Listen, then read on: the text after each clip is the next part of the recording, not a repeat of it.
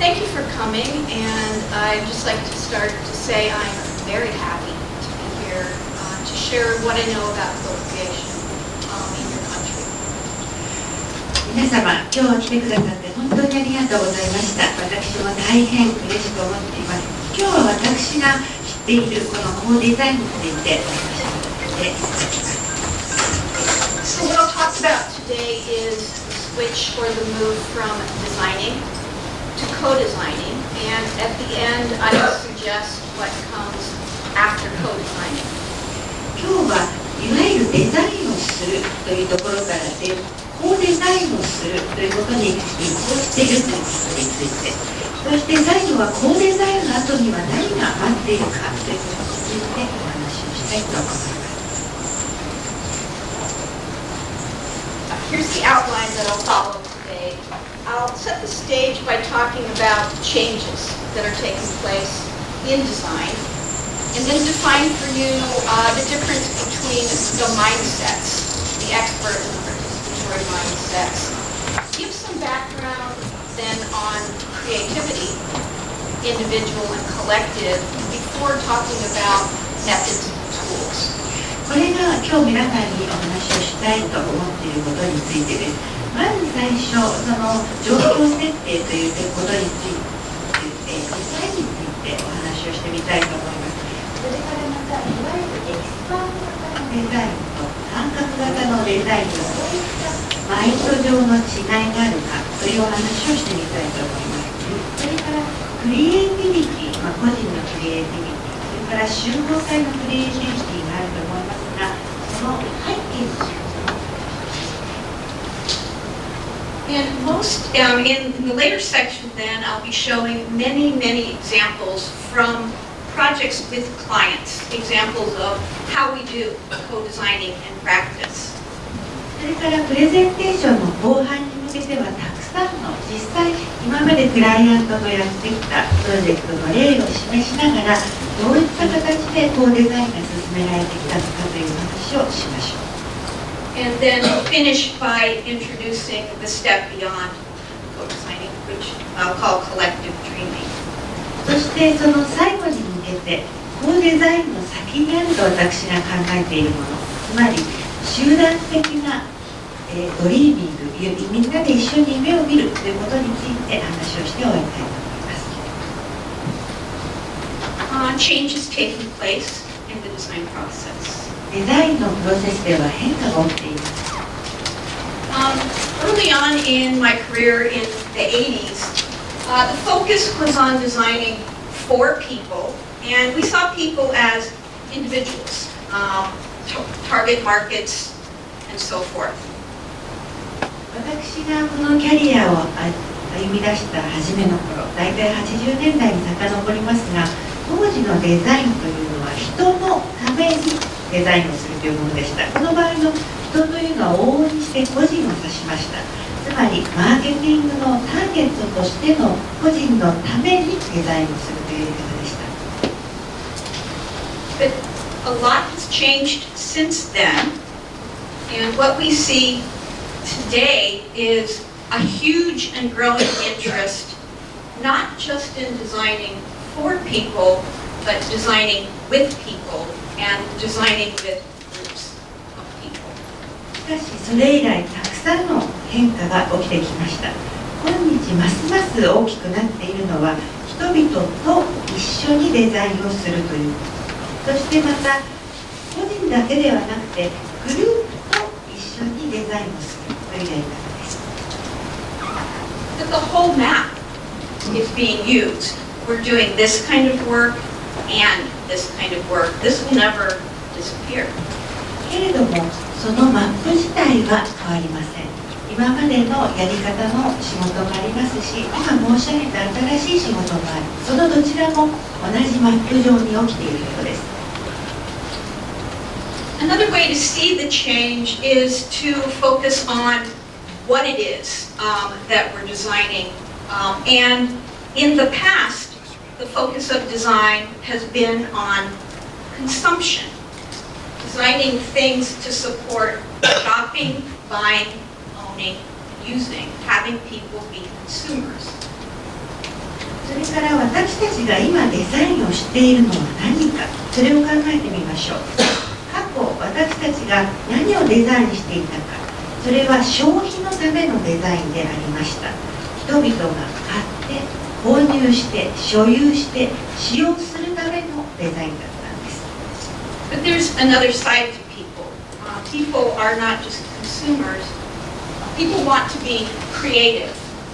And so the single biggest change I've seen over the last 20 years in the field is people want to not only consume, but they want to be creative themselves by doing, adapting, making, and creating. けれども消費者は単に物を消費するだけでは満たらなくなりました。消費者はクリエイティブでありたいと考えるようになったからです。それが私が過去20年現場で見てきて一番大きな変化だなと感じている部分になります。人々は単に消費するというだけではなく、自らがクリエイティブでありたいと思う、行動を起こし適用し物を作り、そして物を生み出したいと考えているんです。 So as designers, we need to be able to work on both sides, and we need to offer people both consumption and creativity. なのでデザイナーであるからにはその両方を満たしていかなければいけません。人々が消費したいという願いとクリエイティブでありたいという願いの両方を満たしていくのです。 I want to share a quote. This is from Maven Illick, Tools for Conviviality. I'll read it out loud. It'll be translated as a whole. It very much expresses the mindset that we use when approaching co-design and co-creativity. でこれからある抜粋を読み上げたいと思います。イヴァン・イリッチの書いた「コンビビアリティのための道具」という本に出てくる抜粋です。これは後でまとめて通訳をしてもらいますが、ここには私たちがコーデザインやコークリエーションの時に使うアプローチのマインドがとてもよく表されています。 People need not only to obtain things, but they need above all the freedom to make things among which they can live, to give shape to them according to their own tastes, and to put them to use in caring for and about others. 人は単に物を入手するのみならず、何よりも自分を取り囲む環境のものを作る自由が必要である。己の思考に合わせてそれらに形を与え、そしてそれらを彼らのために使うため。 So there's two different mindsets at work today, both active but quite opposite. というわけで2つのマインドが今日的に作用しています。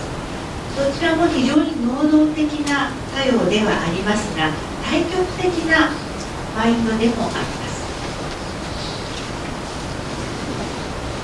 And we've illustrated them in a little diagram.